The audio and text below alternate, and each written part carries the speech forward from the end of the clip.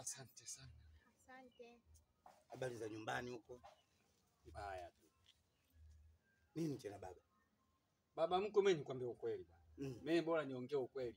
Sababu anasema ngekewa analopoka ila naongea ukweli. Mimi nina ugomvi na mke wangu. Mke wangu anataka talaka yake kisa sijamnunulia abaya.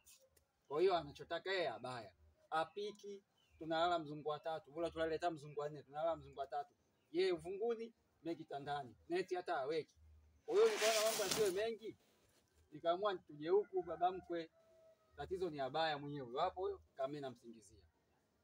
Mama, haya maneno yanazungumzwa ya kweli? Tatizo abaya au kuna tatizo lingine? Baba, ya kweli. Kaniahidi mwenyewe.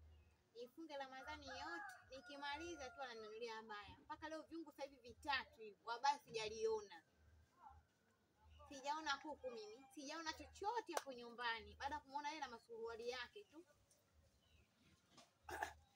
Kumbe baba uliahidi mwenyewe? Hakuahidi nini? Sasa kama umeahidi na upate suna ya Mtume, mnunulie kile kitu ambacho ulichoahidi. Sasa kwani kesi ipo wapi baba? Sawa baba, lakini ndo hadi nje ananidai. Sikiza, mimi nikwambia ukweli baba. Samahani kama nitakuwa nimekosea. Mke wangu huyu mimi anajua udhaifu wangu. Sawa? Mimi nakoroma nikilala. Hapa katikati nilipumua kidogo. Yaani nilijamba. Akaniambia pole mume wangu. Nikikoroma anasema napenda ninavyokoroma. Lakini baada kuona abaya hakuna, yeye nje kule kwa watu anaanza kunizalilisha. Mwanamume gani yule anakoroma usiku? Mwanamume akilala anajamba ovyo ovyo kama anakula maharage. Ananizalilisha mimi mbele za watu kule kisa abaya. Yote shida.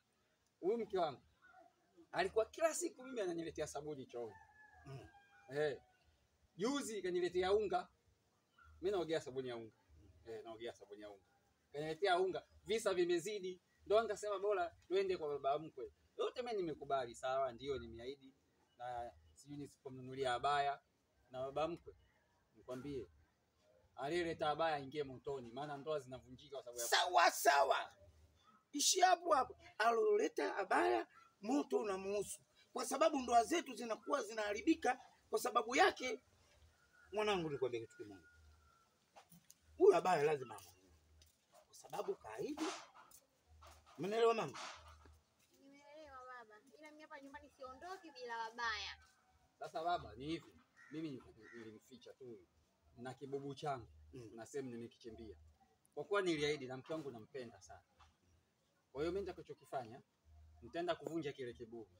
Nitatoa kilichokuwepo mule, nitaenda kumnunulia ile abaya. Na ameniambia abaya kuanzia 1,500,000 hadi 70,000. Nikinunua abaya ya shilingi 40,000 kijola hataki. Kwa hiyo mimi nitaenda hata kukopa kausha damu, nitaongezea na ile hela yangu kwenye kibubu, nitamletea abaya ya 1,500,000. Ila mke wangu, siku ya sikukuu hamna ubwabwa, ugali. Ili aiwe hivyo kuliko mimi kupata abaya. Mwambie wenzangu wote kwa wanataka na maabaya. Mimi peke yangu nivae vijola kweli au? Nataka hivyo mka fulani yule kavaa kijola. Wao ni la mkeo anaonekana huko, yani huko anaonekana na wabaya. Lakini baba, ni kweli kama unamkuta mkeo kapendeza, Ndio. Lazima ufurahi Lakini mkeo unamkuta mwenye hata sikukuu baba. Unajua baba hivi kweli mkubwa dawa. Kumbe mimi nilikosea kumbe. Nilikosea, nilimwambia bwana container la abaya liingia kwenye maji hataki. Haya mzee, tunashukuru. Basi nyinyi nendeni. Mimi nipo, Mungu akipenda sikukuu mtakuja kula hapa. Ila baba acha yote. Yeye aende huko, mimi aniacha hapa. Mpaka muda anarudi na abaya, tunaondoka wote nyumbani. Ashakaza huyo. Wacha nikafanye hivyo mzee. Umelizika lakini kumwacha mkeo hapa? Nimelizika, iko kwa baba. Basi sawa, kanunue. Abaya limeleta nongwa. Yaani